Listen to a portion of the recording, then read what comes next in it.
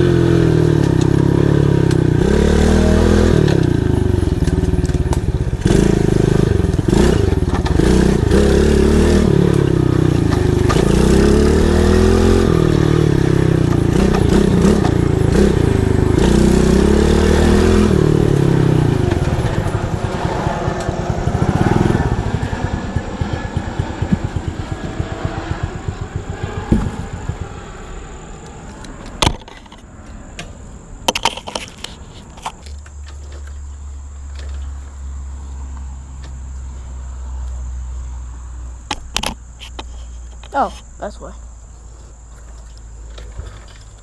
Out. Got it? Want me to do it? No.